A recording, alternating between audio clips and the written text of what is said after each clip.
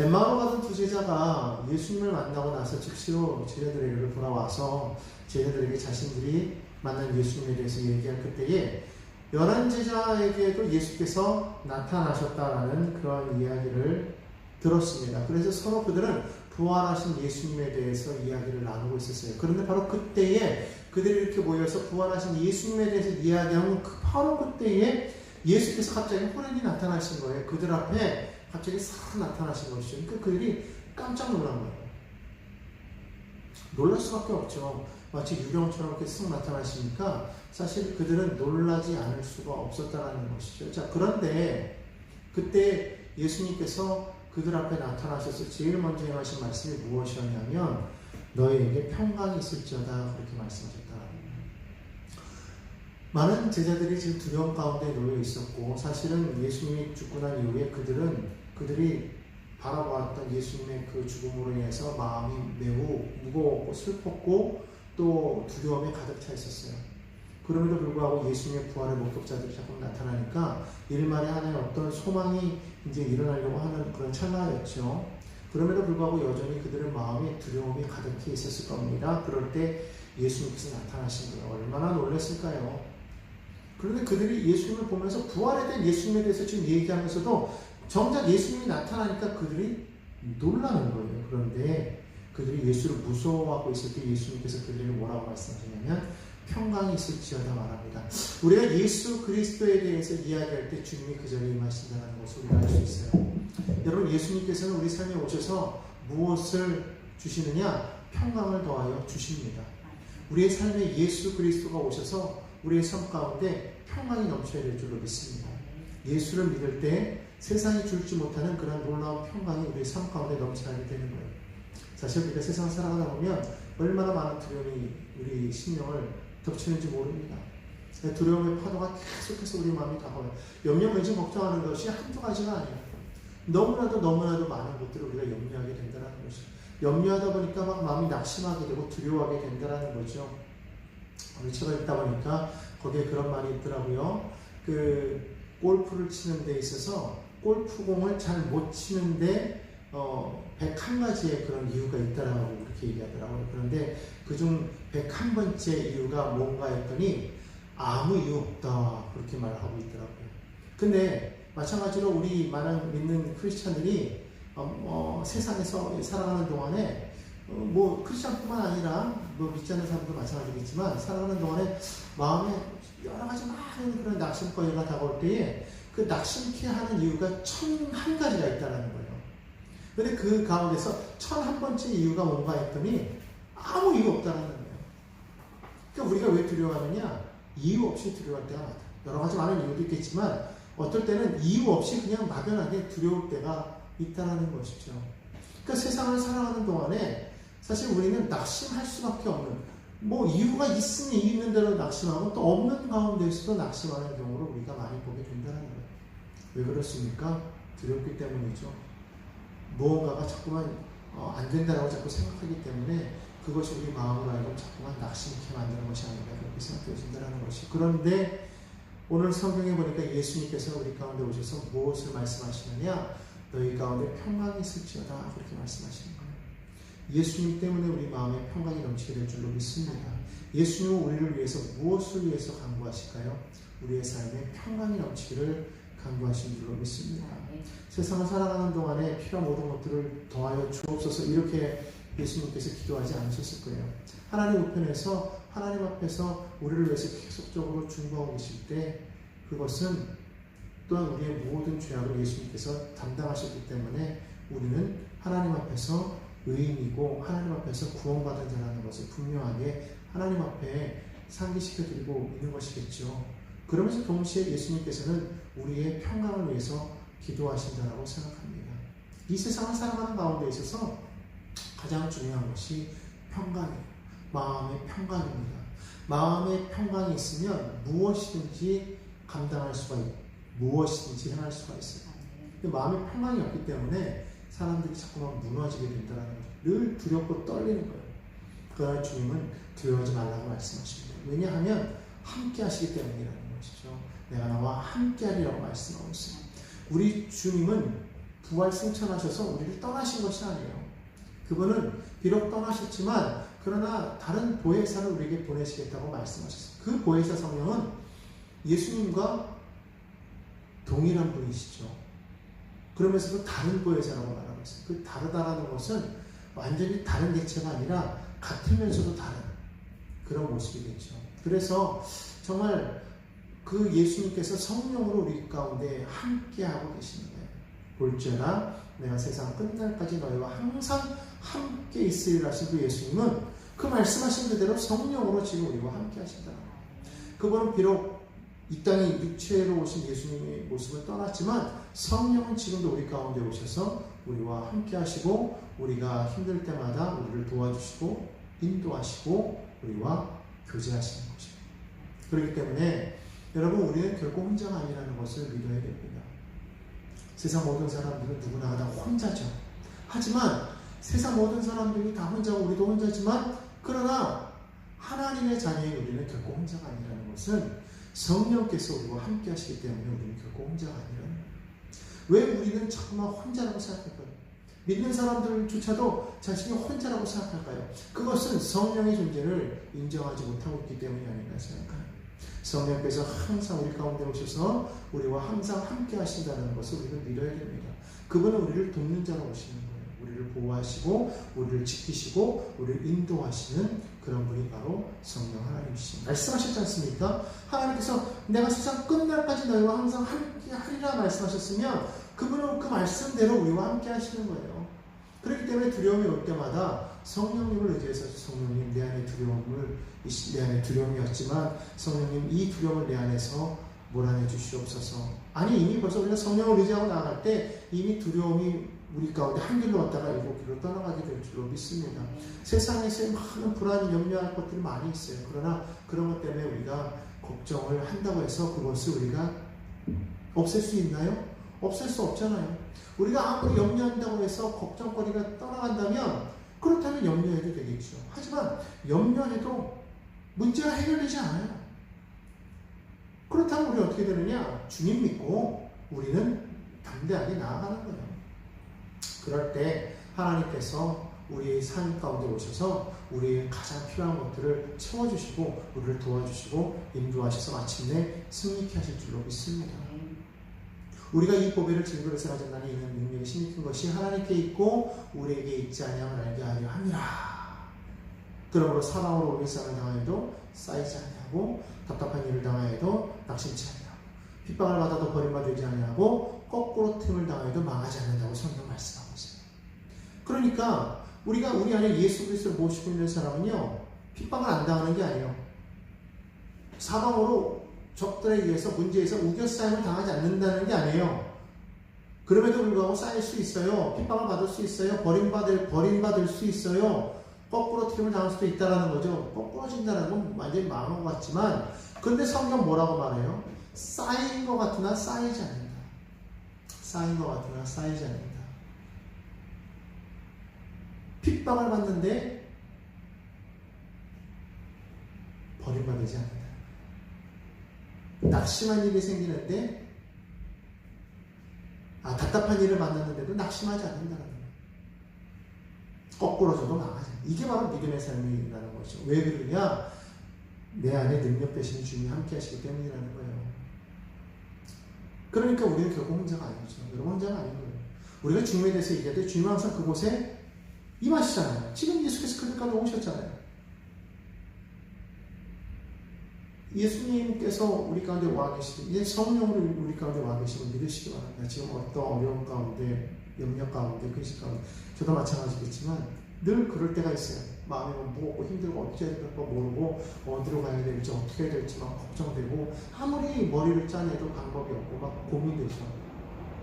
내가 뭔가를 하지 아니하면 주님 앞에서 내가 정말 무책임한 것 같고 게으른 것 같고 뭐 그런 것 같아요. 아니요. 근데 그럴 때 우리는 뭐 해야 되냐면 뭔가를 내가 해서가 아니라 주님 붙잡으라는 거예요. 주님 바라보라는 거예요. 시선을 주님께 맡기고 주님 앞에 우리가 나아갈 때 주님께서 우리에게 평강을 더해 주십니다. 왜 평강을 주시느냐?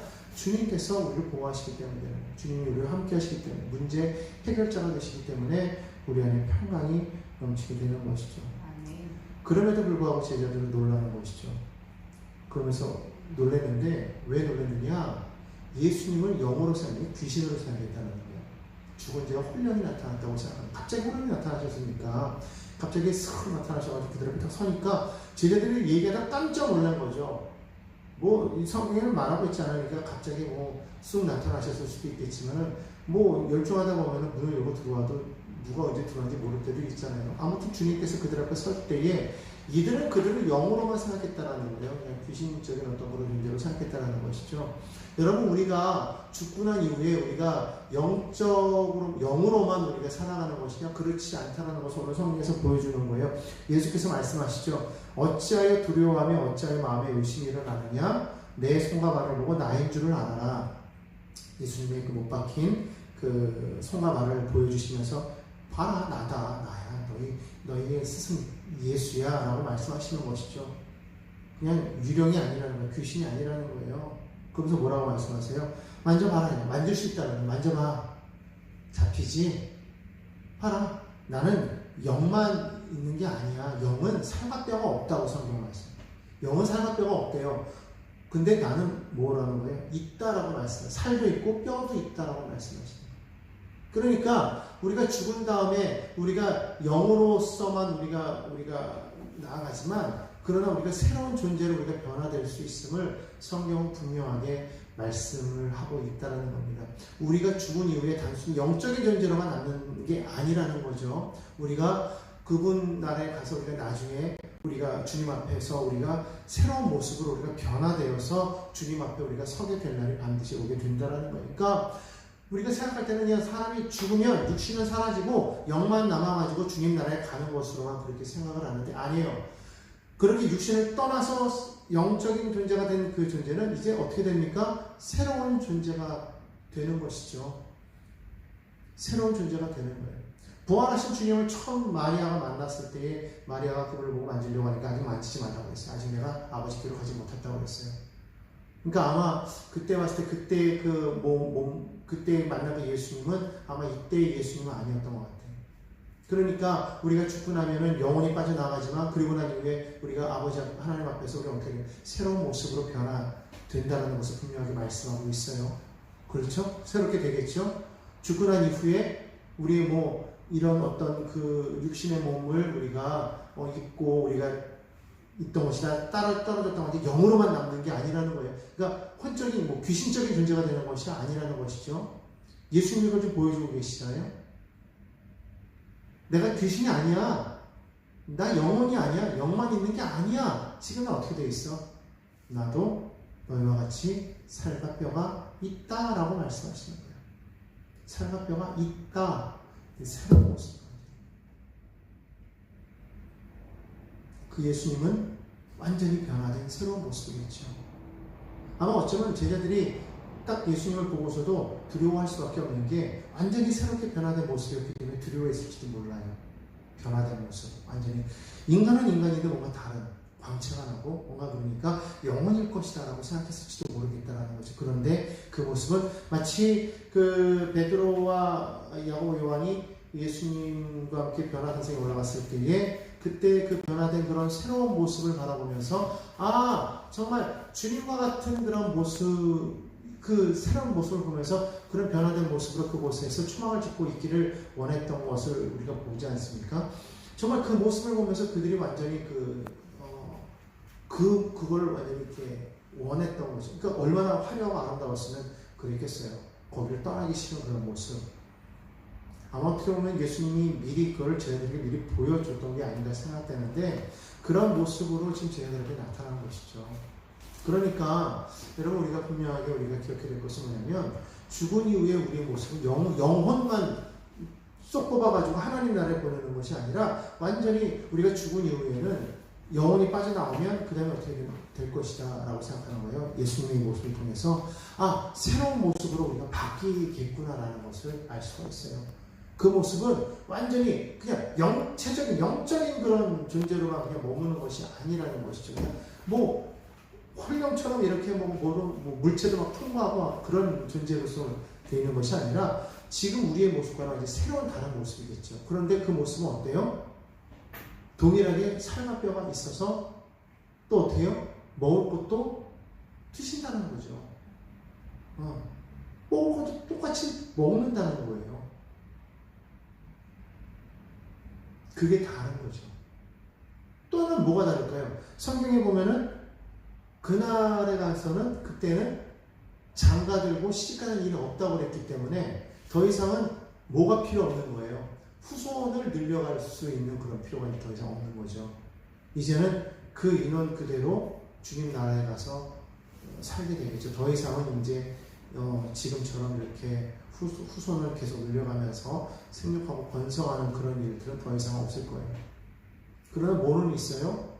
그러나 지금처럼 이렇게 우리가 살아가면서 우리가 먹고 마실 수도 있는 그런 모습이 된다는 것이, 그러나 완전히 변화된, 완전히 달라진, 그러니까 지금은 막 일하면 피곤하고 쓰러지고 막 해도 그때 가면 그런 거는 없겠죠. 걸어가다 피곤치 않고 뛰어가다 보다는 않는 그런 모습이 완전히 되었겠죠. 그러니까 여러분, 이거 우리가 기대해야 되는 거예요. 죽고 난 이후에 영혼육이 딱 분리가 돼서 영적인 존재로만 이렇게 나아가는 것이냐, 영이 분리돼 나아가겠지만 영이 그냥 빠져서 나아가면 그러면 뭐 그 영이 뭘 느끼겠어요? 아무도 못 느끼는 거 아니에요. 감정이나 뭐 이런 건 있을지 모르겠죠. 감각적인 그런 것을 어떻게 느끼겠어요? 그런 감각적인 것이 안 느껴지는 그런 사람의 그런 영혼에게 뭐 형벌이 필요 있으며 뭐가 필요했겠어요? 그러니까 우리가 알지 못하는 그러한 모습으로 변화될 수 있다는 것을 분명하게 알아야 된다는 것을, 변화되었기 때문에. 그렇기 때문에 우리가 보는 것만으로 우리가 판단하지 말자는 거죠. 믿음으로 우리는 오직, 근데 그 나라에 가야만 그것을 우리가 알 수 있겠죠. 지금은 잘 몰라요. 지금은 모르지만 우리가 죽고 난 이후에 우리가 새로운 모습으로 우리가 다시금 태어나겠구나, 새로운 모습으로 변화가 되겠구나라는 것을 여러분 기대합시다. 지금의 우리의 모습은 정말 추하고 더러운 추한 그런 모습일 거예요. 세상에서 아름답다고 하는 그 아름다움조차도 그 새롭게 변화된 아름다움을 따라갈 수가 없게 된다는 것이죠.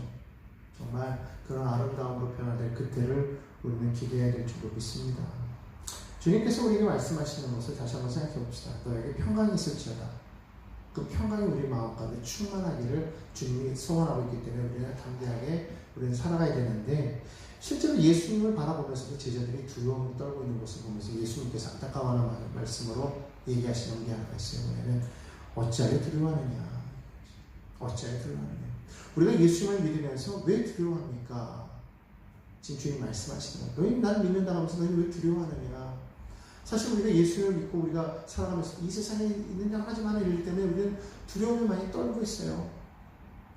근데 사실 그 두려움에 떨고 있는 것을 보면 실제로는 그렇게 될까봐, 어떤 일이 일어날까봐 두려워하는 것들 아닙니까? 문제가 뭔가 있어서가 아니라 그것을 우리가 스스로가 두려움을 만들어가는 것 같아요.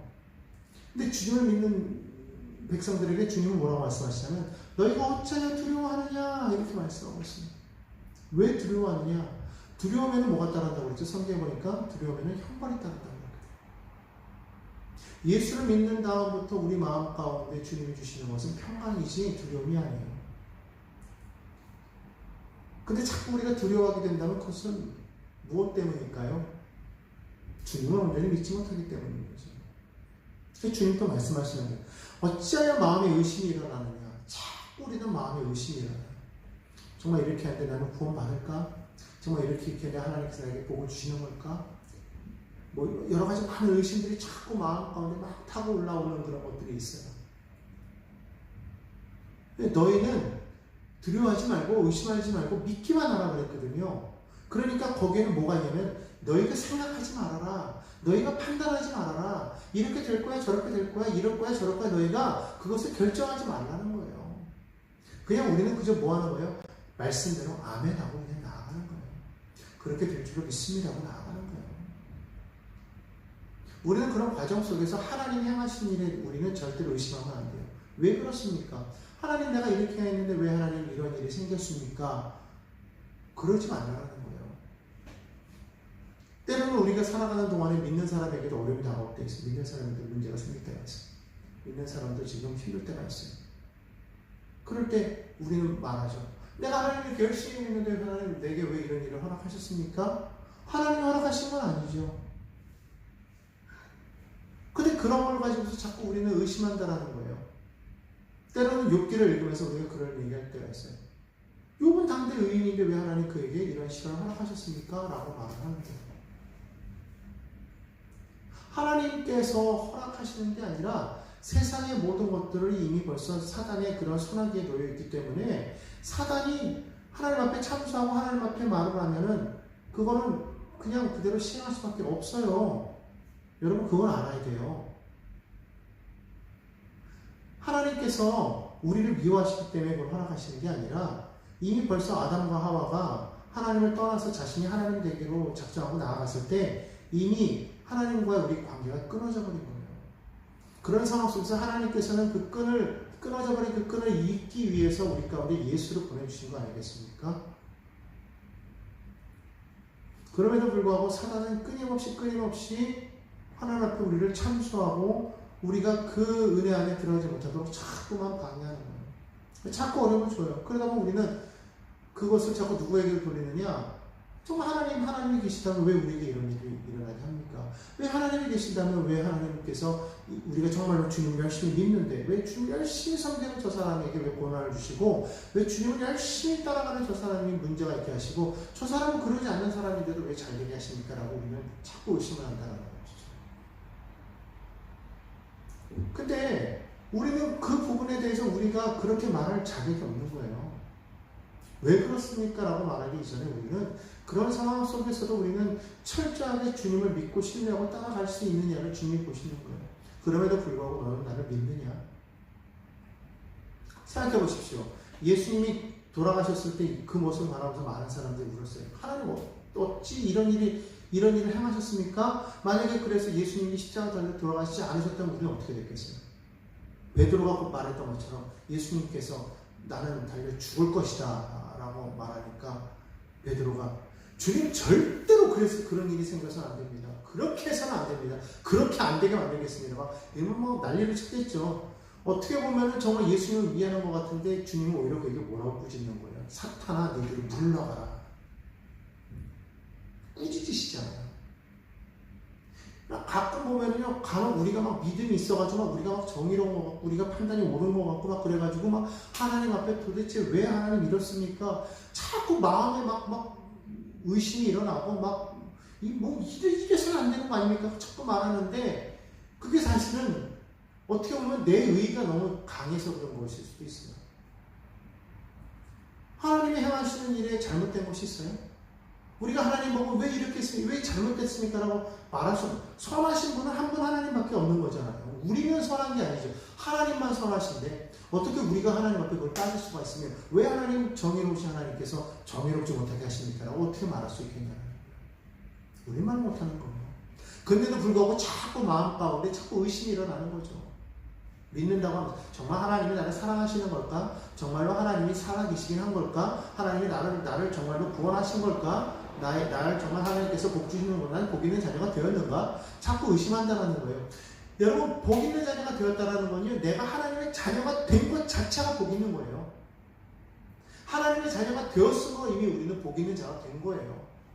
근데 우리는 그것을 자꾸만 우리의 기준과 잣대로서만 자꾸 판단하기 때문에 이것을 이루어줘야만 하나님 내게 복 주시는 거다라고 자꾸 내 기준적으로 생각하는 거죠. 그거는 하나님의 기준이 아니라 내 기준인 거고 내 마음의 욕심인 거지, 결국 그거는 하나님이 말씀하시는 복이 아니고, 이미 하나님의 자녀가 된 사람은 하나님이 말씀하시는 대로 우리는 믿음을 가지고 나아가는 거예요. 그럴 때 그 가는 길에 하나님의 역사를 우리는 경험하게 되어 있는 거예요. 이스라엘 백성들이 광야 길을 가는데 보십시오.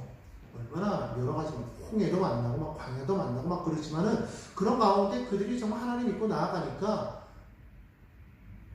홍해도 건너잖아요. 만나도 내를 먹이시고 반석에서 물 올려 먹이시고 메추라기를 먹이시고 막 역사가 일어나잖아요. 그 여러 가지 일들이 막 생기잖아요. 그러니까 그런 과정 속에서 우리는 그저 뭐냐면 하나님의 구름 기둥을 바라보면서 우리는 나아가기만 하면 됩니다. 그 구름 기둥, 성령께서 지금 구름 기둥으로 우리 가운데 임하여 계시잖아요. 그 성령만 바라보면 나아가면 되는 거예요. 그런 과정 속에서 자꾸 우리가 이건 이렇고 저건 저렇고에 대해서 자꾸 우리 스스로가 판단하지 말고 기도하는 가운데 하나님께서 나를 인도하시며 우리가 귀를 기울이고 그걸 따라가야 되겠다. 어떻게 보면은 나에게도 그것이 가장 필요한 것이고 여러분에게도 그것이 가장 필요한 것이고 정말 하나님 원하시는 것은 너가 정말로 나를 믿느냐, 너가 정말로 나를 바라보느냐예요. 정말 내 안에 나로 인하여서 평강이 넘치느냐는 것이죠. 주님은 계속 우리에게 평강을 외치시는데 우리는 자꾸 두려워하고 우리는 자꾸 근심하고 걱정하고 자꾸 그러니까 정말 이것이 믿음이 아니라 의심이죠. 그러니까 얼마나 주님이 걱정하시는 거겠어요. 그러니까 우리가 주님을 보고 주님을 온전히 알고 주님을 바라보고 나아가야 될 줄로 믿습니다. 그 주님은 우리가 생각하는 그것과는 완전히 다른 전혀 새로운 모습으로 우리와 함께 하시기 때문에 여러분 철저적으로 우리가 그 주님을 믿고 따라가는 우리 모두가 되기를 간절히 소망합니다. 주님은 지금도 우리 가운데 함께와 계시고 여러분과 동행하시는 거예요. 여러분 그 주님을 정말 믿으십니까? 그 주님을 온전히 믿고 나아감으로 정말 소망 가운데 가십시다. 우리의 먼 미래는요 정말 새롭게 변화된 모습으로 우리의 삶이 있어요. 그걸 바라보면서 우리 소망 가운데 나아가십시다. 지금의 이 모습은 지금 비록 보자고 하고 초라하여도 주님이 나와 함께 하시는 우리는 이제 새로운 소망이 있잖아요. 그죠? 그 소망 가운데 우리 담대하게 나아갑시다. 주님을 놓쳐서 잃어버리지 말고 정말 기쁨으로 나아가는 믿음의 백성들이 다 되시기를 예수님의 이름으로 축원합니다. 자, 우리 기도하겠습니다.